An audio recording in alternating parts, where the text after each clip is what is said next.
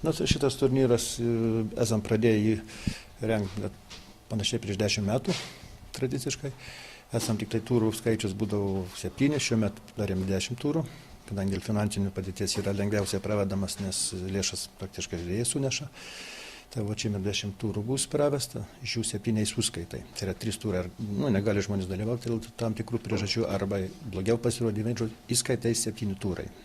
Čia dalyvauja sportininkai, šachmatininkai iš mūsų rajono ar iš kitų rajonų? Tik iš mūsų rajono, nes dėl objektyvių priežasčių ir Berkiškiai negalėjo atvykti, bet esame įtraukę, dalyvauja kai kurios turos, bet šitam turė nedalyvauja.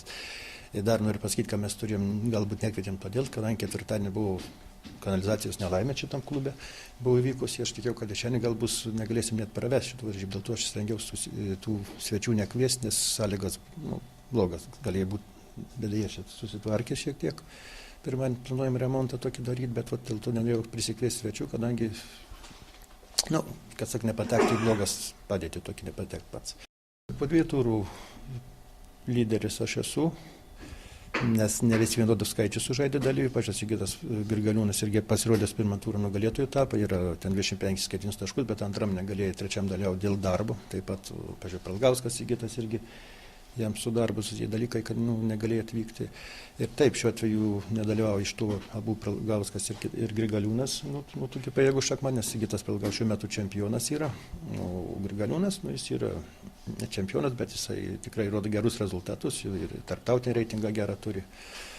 Ir nedalyvauja Romas Masaitis, gal sakyčiau, iš tų lyderių. Bet esmė čia yra greitieji šachmatai, Romas nėra iš tų lyderių, kadangi 5-6 dalinas.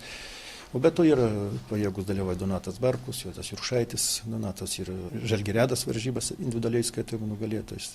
Taip jis gerus rezultatus rodo, taip kad dalyvauja pajėgus ir sakyčiau, nėra jaunimo gal mažokai šiandien dėl to, kadangi buvau ketvirtadienį treniruoti ir buvo tasai tokia nelaimė, matomai tikėjęs, kad čia nebus suremontuota tam reikalui, tai va turėjo dalyvauti.